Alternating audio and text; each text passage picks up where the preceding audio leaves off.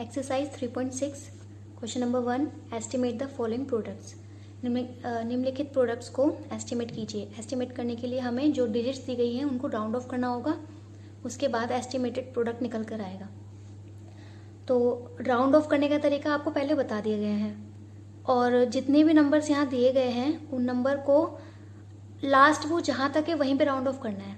मतलब कि जैसे ये नंबर 1000 पे है तो उसको 1000 पे ही राउंड ऑफ करेंगे। ये 100 पर है, इसको 100 पे राउंड ऑफ करेंगे।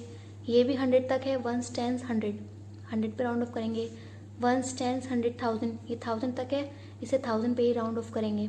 तो जो नंबर जहाँ तक दिया गया है वहीं तक उसे राउंड ऑफ करना है। ये है फर्स्ट का ए पार्ट, 5918 राउंड्स ऑफ 2। ये नंबर राउंड ऑफ हुआ 6000 पे और 310 राउंड ऑफ हुआ 300 पर। यानी कि एक बार फिर से बता देती हूँ, राउंड ऑफ करने के लिए हमें 5 को राउंड ऑफ करना है। जिसको राउंड ऑफ करना होता है उसके पहले वाला डिजिट देखो, उसके पहले वाला डिजिट अगर 5 या 5 से ज़्यादा है तो जिसको राउंड ऑफ करना है उसमें 1 ऐड हो जाता है। तो यहाँ 5 को राउंड ऑफ करना है। 5 से पहले वाला नंबर है 9 है, तो उसका मतलब 5 में 1 ऐड होगा, और 5 में 1 ऐड हुआ तो 5 हो गया 6। उसके बाद की जितनी भी डिजिट्स होती हैं उनको 0 कर देते हैं, वो हो गए तीनों 0। इसी तरह 310, 3 पर राउंड ऑफ करना है। 3 है 100 पर, उससे पहले वाले नंबर को देखेंगे जो कि है 1। तो मैंने क्या बताया, 5 से कम अगर है तो नंबर वैसा का वैसा ही रहेगा। अगर 5 या 5 से ज़्यादा है तो एक नंबर बढ़ेगा, और अगर 5 से कम है तो कुछ नहीं बढ़ेगा, बिल्कुल नंबर वैसे ही रहेगा। तो ये 3 का 3 ही रहेगा। हाँ, लेकिन उसके बाद वाले जो डिजिट्स है वो तो 0 होंगे ही, वो हो गए 0। अब इनका प्रोडक्ट निकालना है। प्रोडक्ट निकालने के लिए मल्टीप्लाई करेंगे, क्योंकि मल्टीप्लाई के आंसर को ही प्रोडक्ट कहते हैं। और इसे पूरा मल्टीप्लाई करने की ज़रूरत नहीं है, सिर्फ हमें ध्यान देना है डिजिट्स पर। पीछे वाली 0 से फ़र्क नहीं पड़ने वाला। 3 6 18 आ गया। अब उसके बाद 0 काउंट कीजिए, कितने हैं, 1 2 3 4 5 ज़ीरोज़ हैं। उन 5 ज़ीरोज़ को एज इट इज़ लगा दीजिए पीछे। अगर 0 जो है वो किसी डिजिट के बीच में आते हैं, जैसे कि इस तरीके से आ गए, इस तरीके से आप किसी को मल्टीप्लाई कर रहे हैं, तो ये अप्लाई नहीं होगा मेथड। लेकिन अगर 0 इस तरीके से दिए गए हैं लास्ट में, तो आपको बस नंबर को मल्टीप्लाई कीजिए और जितनी 0 है उसको काउंट करके लिख दीजिए। नेक्स्ट है 123 मल्टीप्लाई 4806। 123 को राउंड ऑफ करेंगे 100 पे, क्योंकि 100 तक दिया गया है। तो उससे पहले है 2 है, 2 का मतलब है कि 1 में कोई चेंज नहीं होगा, 1 का 1 ही रहेगा। उसके बाद की दोनों डिजिट 0 हो जाएंगी। 4 को राउंड ऑफ करना है। 4 के पहले है 8 है, तो इसका मतलब 4 में 1 ऐड होगा। 4 में 1 ऐड हुआ तो ये हो गया 5, और पीछे के तीनों डिजिट्स जो है वो 0 बन जाएंगी। अब इन्हें मल्टीप्लाई करेंगे, 5 1 सा 5। अब 0 काउंट किया, यहाँ पे 5 0 है, 1 2 3 4 5, तो आंसर में भी 5 0 आ गई। इसी तरीके से इसका सी पार्ट भी करना है।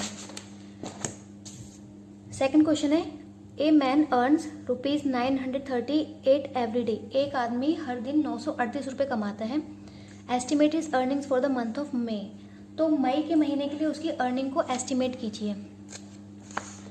नंबर ऑफ डेज इन मई में 31 डेज होते हैं। इसने पूछा था कि मई के मंथ में उसकी अर्निंग कितनी होगी, उसे एस्टिमेट करना है। तो हमें ये पता होना चाहिए कि मई में कितने डेज होते हैं। 31 डेज होते हैं।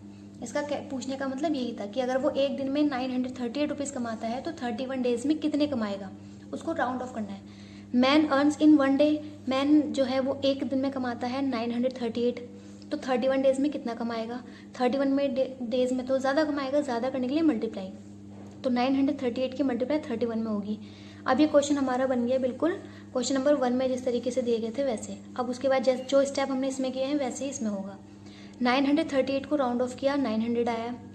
31 को राउंड ऑफ किया, 30 आया। अब मल्टीप्लाई करने के लिए 3 9 ज़ा 27 आ गया। बस 0 काउंट करो और यहाँ लगा दो। 3 0 हैं तो आंसर में 3 0 लगा दी। इसी तरीके से the cost of a chair is 478। एक चेयर की कीमत 478 रुपये है। तो estimate the money Rita should have to buy 189 chairs. तो 189 चेयर्स के लिए रीता के पास कितना मनी होना चाहिए, उसे एस्टिमेटेड मनी निकालना है। 1 चेयर की कॉस्ट 478 है, तो 189 चेयर्स की कॉस्ट तो और भी ज़्यादा होगी। ज़्यादा करने के लिए हमें मल्टीप्लाई करना होता है। अब इसे राउंड ऑफ कर लेंगे जिस तरीके से इन सभी क्वेश्चन में किया है। 478 को राउंड ऑफ किया 500 आया, 189 को राउंड ऑफ किया 200 आया। मल्टीप्लाई कर देंगे 2 5 ज़ा 10, 2 5 ज़ा 10 आ गया, बची 4 0, 4 0 लगा दी, 1 2 3 4।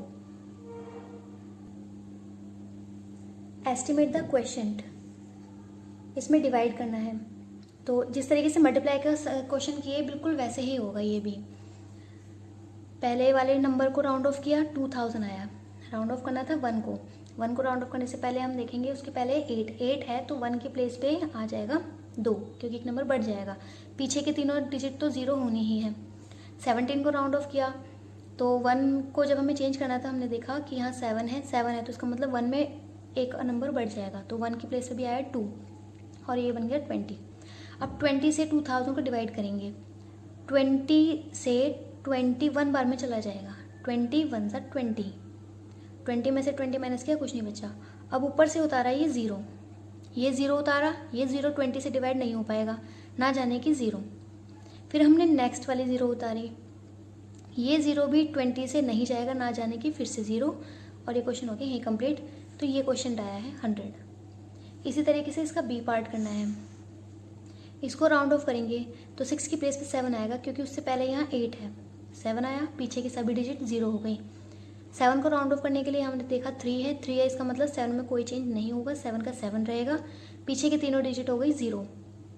अब हमें 7000 से 7 लाख को डिवाइड करना है, तो 7000 बन जा 7000, ये तो हो गया क्लियर।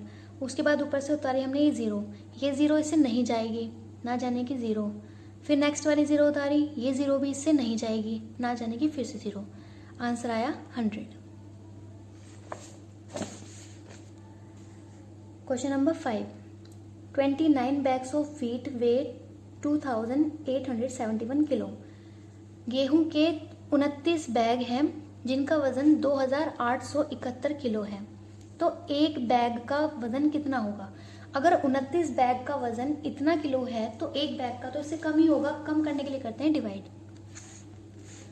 29 बैग्स वे, 29 बैग का वजन है इतना किलो, तो एक बैग का निकालने के लिए हमें इस नंबर को 29 से डिवाइड करना है। अब डिवाइड करना है, फिर ये क्वेश्चन बन गया क्वेश्चन नंबर 4 की तरह। 2871 को राउंड ऑफ किया तो आंसर आया 3000, 29 को राउंड ऑफ किया तो आंसर आया 30। अब 30 से 3000 को डिवाइड कर देना है यहाँ साइड में, 30 1 सा 30, क्लियर हो गया। ऊपर से उतारा 0, ये नहीं गया, ना जाने की फिर 0। फिर नेक्स्ट वाला 0 उतारा, नहीं गया, ना जाने की फिर 0, आया आंसर 100। यानी एक बोरी का वजन लगभग 100 किलो है।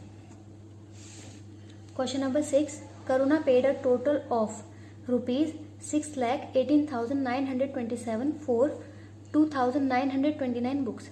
करुणा ने 2,929 किताबों के लिए 6,18,927 रुपये चुकाए। Estimate the price of a book Karuna paid. तो एक बुक के करुणा ने कितने रुपए चुकाए हैं, एस्टिमेटेड वैल्यू निकालनी है। प्राइस ऑफ 2,929 बुक्स, 2,929 बुक्स का प्राइस कितना दिया है, 6,18,927।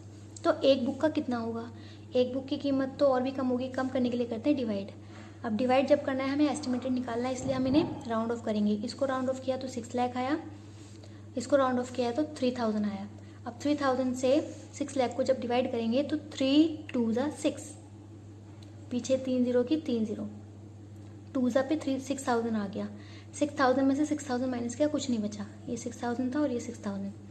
अब ऊपर से उतारा ये वाला 0 है, 3000 से नहीं जाएगा, ना जाने की 0। फिर नेक्स्ट वाला 0 उतारा, 3000 से नहीं जाएगा, ना जाने की फिर से 0। आंसर आया 200। तो आंसर है ₹200, यानी एक बुक के लगभग 200 रुपये उसने चुकाए हैं।